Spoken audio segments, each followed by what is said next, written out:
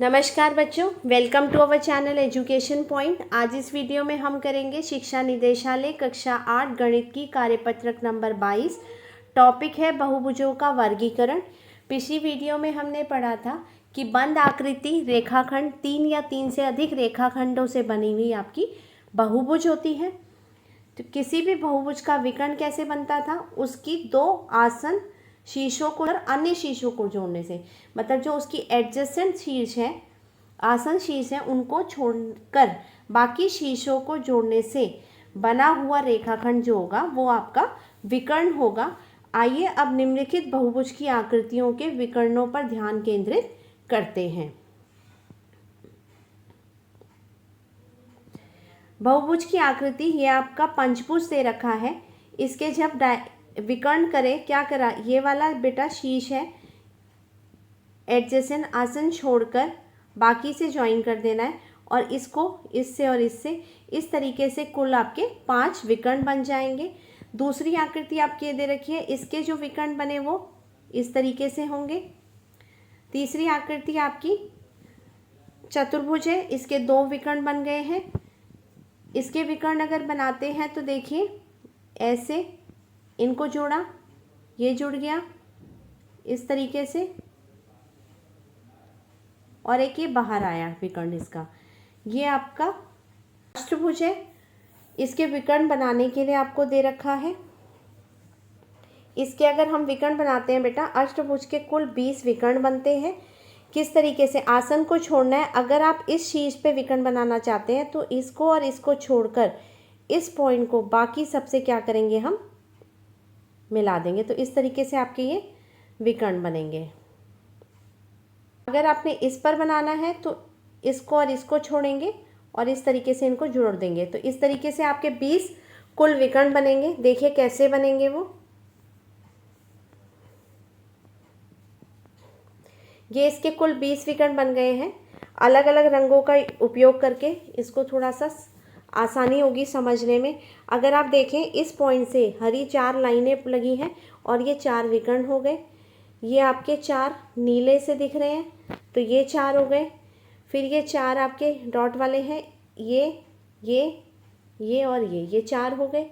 लाल यहाँ से यहाँ, इससे और इससे, ये 3 हो गए। ये 2 काले से बने हैं और ये पर्पल आपके हो गए। तो इस तरीके से आप देखेंगे तो ये 20 टोटल डायगोनल बन गए। आप इसको ध्यान से देखिएगा, तब आपको पता चलेगा कहाँ से कौन सा डायगोनल बना है, और आप अपनी कॉपी में बना लीजिएगा।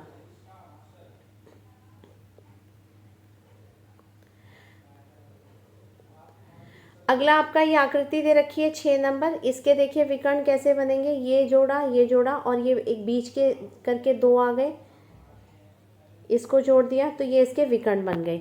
अब यहाँ आपने देखा कुछ आकृतियों के विकर्ण तो क्या है, बहुभुज के अंतः में ही स्थित है, अंदर ही है। जैसे कि आकृति नंबर 1, 3, 5।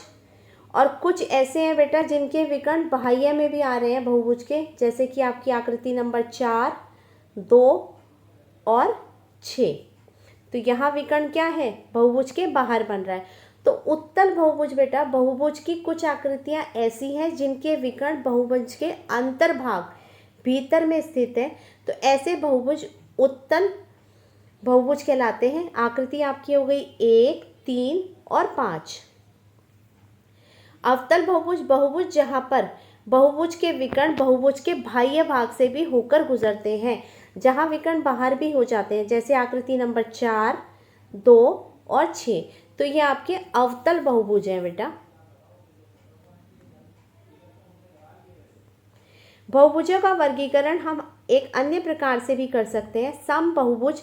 सम बहुभुज ऐसा बहुभुज होगा जिसकी सभी भुजाएं समान होंगी और समकोणिक होगा, वो साथ में उसके सारे कोण बराबर होंगे। तो एग्जाम्पल इसके हो गए आपका समबाहु त्रिभुज, तीनों भुजाएं बराबर होती हैं, तीनों कोण बराबर होते हैं। वर्ग के भी तीनों कोण चारों कोण 90 डिग्री के और चारों भुजाएं बराबर। सम पंचभुज मतलब 5 भुजाओं वाला बहुभुज जिसकी 5 भुजाएं बराबर हैं और 5 कोण भी बराबर। सम षटभुज जिसकी 6 भुजाएं और 6 की 6 बराबर आपकी होंगी। तो ये कुछ आकृतियाँ सम बहुभुज के नीचे दी गई हैं।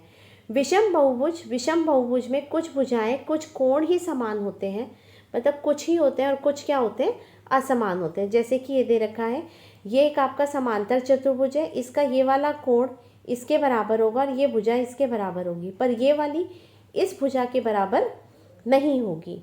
इसी तरीके से ये आकृति देख रहे हैं, इसमें भी सभी भुजाएं बराबर नहीं है और कोण भी बराबर नहीं होंगे। ये त्रिभुज हो गया, इसमें भी सभी तीनों भुजाएं बराबर नहीं दिख रही हैं। तो ये आकृति कुछ है जो विषम बहुभुज दर्शा रही है। निम्नलिखित में कौन सी आकृति उत्तल और अवतल बहुभुज है? इस आकृति को देखते हैं। अगर इसके विकर्ण बनाएंगे तो ये कुछ विकर्ण बाहर आएंगे बेटा, तो ये आपकी आकृति जो हो गई ये अवतल हो गई। इसके अगर विकर्ण बनाते हैं तो सब इसके भीतर अंतः में ही आएंगे, तो ये आकृति उत्तल बहुभुज हो गई। इसका एक विकर्ण ये वाला जो होगा ये बाहर आ गया है, तो ये आपका अवतल हो जाएगा। और इसके बेटा दो विकर्ण दोनों ही अंदर में है, तो ये आपका उत्तल बहुभुज हो जाएगा। नेक्स्ट क्वेश्चन आपका है, निम्नलिखित में कौन सी आकृति सम विषम बहुभुज है? अगर ये देखें तो ये बराबर है, पर ये इसके बराबर, सभी भुजाएं बराबर नहीं है, तो ये आपका विषम बहुभुज है। इसमें भी आकृति बराबर नहीं दिख रही है बेटा, ये ज़्यादा लंबी है और ये कम दिख रही है, ये छोटी है इससे, तो ये भी आपका विषम बहुभुज हो गया। इसमें भी सभी भुजाएं बराबर नहीं है, विषम बहुभुज। इसकी भुजाएं बराबर हैं, तो ये आपका सम बहुभुज हो गया।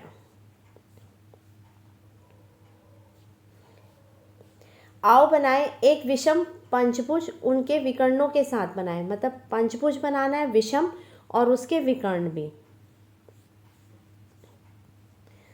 ये आप पंचभुज बना देंगे तो ये क्या हो गया, विषम हो गया। इसके विकर्ण बनाते हैं 1 2 3 4 और ये 5। पंचभुज के 5 विकर्ण होते हैं, पांचों बन गए। आपको बनाना है एक अवतल षटभुज। अवतल कैसे बनेगा, 1 2 भुजा हो गई, 3 4 और 5 6 हम ऐसे बना देंगे, ताकि इसका ये वाला विकर्ण जो होगा ये बाह्य में, तो ये आपका अवतल षटभुज हो गया।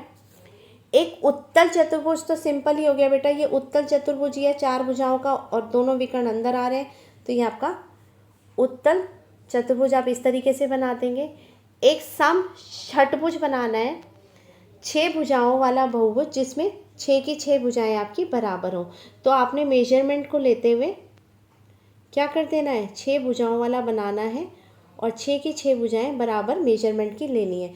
तो इस तरीके से आप 6 भुजाओं वाला एक सम षटभुज बना देंगे अपनी कॉपी में। आज के लिए इतना ही, अब हम नेक्स्ट वीडियो में मिलेंगे। Till then take care, bye.